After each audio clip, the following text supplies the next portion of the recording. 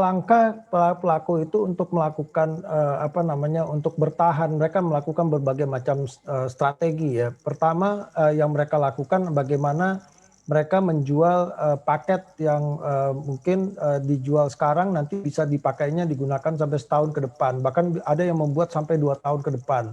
Jadi, pay now, stay later, ada yang seperti itu. Kemudian ada paket long stay juga ada, dan seterusnya.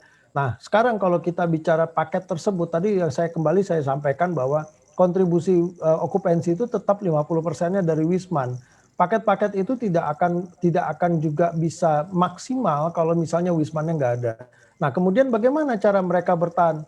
Otomatis sekarang pemikiran di Bali itu, para pelaku di Bali itu karena mereka sadar okupansi mereka akan tertahan di 50%-nya, ke depan karena ditahannya, tidak jadi dibukanya Wisman. Otomatis mereka akan berpikir apakah efektifnya mereka akan tetap membuka hotelnya atau tetap menutup. Nah, di Mhm, sini kan multiplier efeknya itu adalah kepada pekerja juga. Kemudian mhm, juga dalam keadaan tutup pun para pelaku ini kan juga terpaksa harus mengeluarkan kos juga, biaya juga ada di mhm, dalam situ. Nah, bagaimana perusahaan itu bisa bertahan lebih dari 6 bulan itu kan juga harus menjadi satu pertimbangan ya. Karena kalau mhm, mereka tidak bisa bertahan, impact-nya ini ada kepada pekerja dan masyarakat di sana. mhm. Karena kita tahu bahwa Bali itu hidupnya memang dari sektor pariwisata.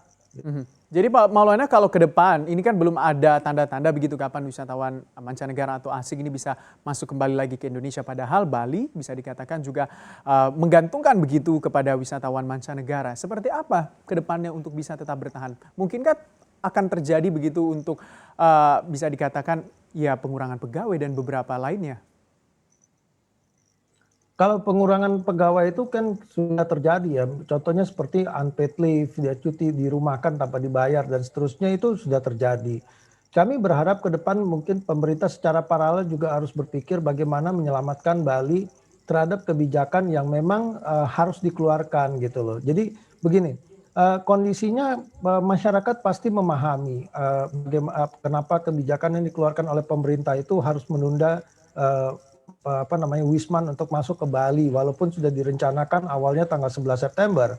Namun di sini juga masyarakat juga perlu diberikan, bagaimana mereka bisa bertahan sampai bulan Desember gitu loh. Jadi kan termasuk para pelaku usahanya, bagaimana mereka bisa bertahan. Kan, kendala di perusahaan itu juga banyak.